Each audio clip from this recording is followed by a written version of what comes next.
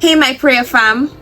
It's so good to have you here in the prayer corner. I'm your girl, Malika J. Smith, the word gifter and your prayer advocate. In this week's conversation, we want to dispel some of the myths about prayer.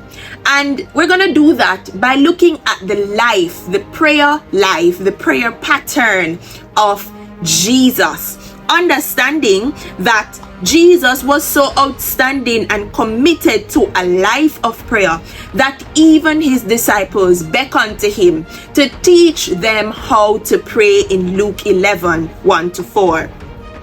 As we study the prayer model and pattern of Jesus, we too can come into alignment with learning and living out prayer just as Jesus did. Throughout his time on earth, Jesus, who is the truth and the true reflection of the Father's desires, demonstrated comprehensively and quite competently what it really means to be an example of prayer. Jesus was a walking, talking, breathing, eating, preaching, teaching, miracle working, storm calming, eye-opening prayer machine.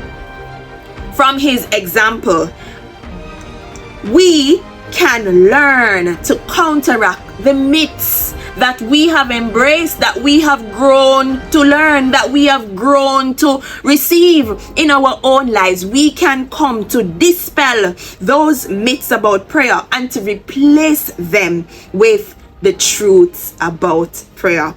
Myth number 1. We believe that prayer is a last resort.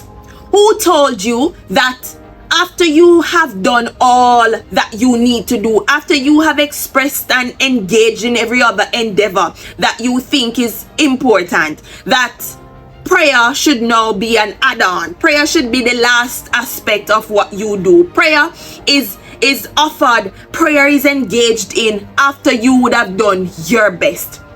From the life of Jesus, we can learn that Jesus prayed before every decision, every miracle that he performed, every healing that he extended, every move that he made. Jesus prayed. We too are encouraged to pattern this kind of practice to ensure that prayer is offered first and not as a last resort in our lives. Myth number 2. Some of us believe that whispered prayers have no place before God. Whispered prayers are not acceptable before God. But can I tell you about Hannah? Hannah's prayer was such a whispered prayer that they thought she was drunk.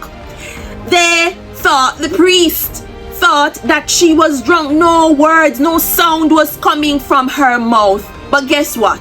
God answered Hannah's prayer. God granted Hannah the request of her heart, because Hannah wasn't praying from the verbal expression of her mouth. Hannah was praying from her heart. Hannah's expression was sincere, and the sincerity of her heart through a whispered prayer granted her request. Dispel that myth that whispered prayers are not acceptable before God. Myth number 3. We believe that the most valuable prayers are done while kneeling down. Don't you know that you can pray standing, sitting, walking, lying down? You can pray while laying prostrate. You can pray while driving. Kneeling down is not the only posture that is effective in the place of prayer.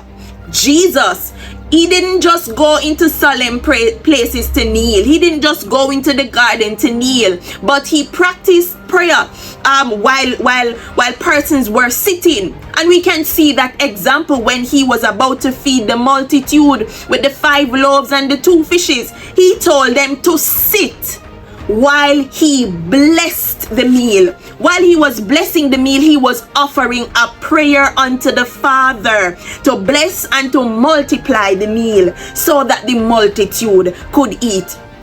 Wasn't that a prayer offered while sitting? Wasn't that a prayer that the Father answered, that the Father responded to? Let's dispel that myth that we have to kneel down to pray. And that's why some of us don't pray, because some of us cannot kneel. Some of us can't kneel. Some of us can't bother to kneel. And so because we cannot be bothered to kneel, because we cannot physically kneel down, then we don't pray. But my friends, make use of your different postures in prayer.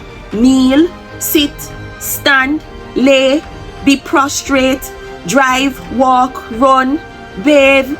Make use of your postures in prayer and ensure that the sincerity of the heart is matching the posture of your prayer. Here's another one. We believe that prayer is limited to only times of desperation.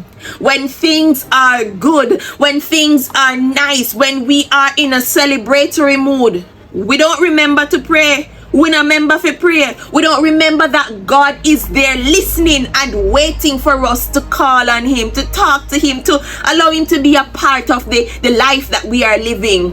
When life is up on the mountain, many of us forget to pray. And we believe that when trouble knocks at our door, when sickness comes, when the money now run, when problems are at our gate, we believe that that is the